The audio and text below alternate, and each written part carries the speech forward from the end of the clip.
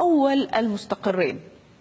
والتحسن الأمني الذي تشهده الصومال الواقعة في القرن الأفريقي دفع بعض الفرق الرياضية إلى جلب لاعبين أجانب من البلدان الأفريقية للمشاركة في الدوري الصومالي. نتابع.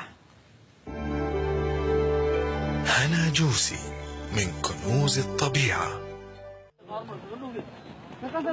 الصورة التي كانت في مخيلة ماكسويل مصطفى اللاعب النيجيري عن الصومال قبل سنوات كانت قاتمة. بلد متقدم في المنطقة من حيث المشاكل الإنسانية والحروب. صورة تغير تماما ليجد الرجل نفسه محترفا في نادي بنادر الرياضي في مقديشو كلاعب في الدرجة الأولى. كل ما كنت أسمعه عن الصومال هم أناس يتصارعون فيما بينهم. أنا الآن في الصومال وأرى السلام وحرية التنقل موجودة وحدة الحرب خفت هنا. مصطفى ليس وحده الأجنبي الوحيد المحترف في هذا الفريق، بل يشاركه فيه إمام كفنايو من أوغندا وآخران من كينيا المجاورة. كرة القدم في الصومال تنتعش بين حين وآخر، وذلك بسبب الاستقرار الأمني والسياسي. أعتقد أن الصومال ستتقدم لأن هناك تطورا في مجال كرة القدم.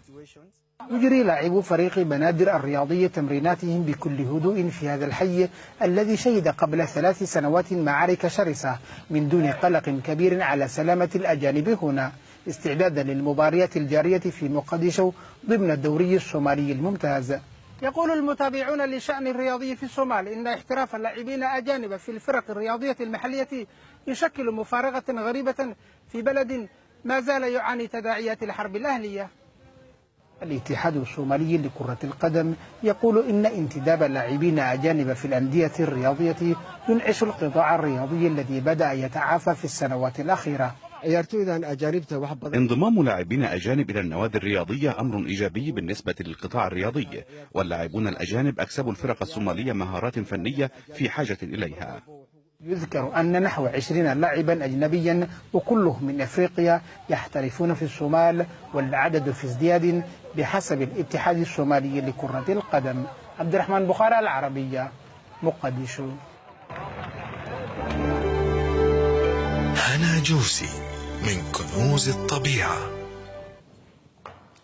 البحث عن هدية لشخص عزيز عليكم يأخذ منكم وقتا طويلا وجهدا ذهنيا أحيانا.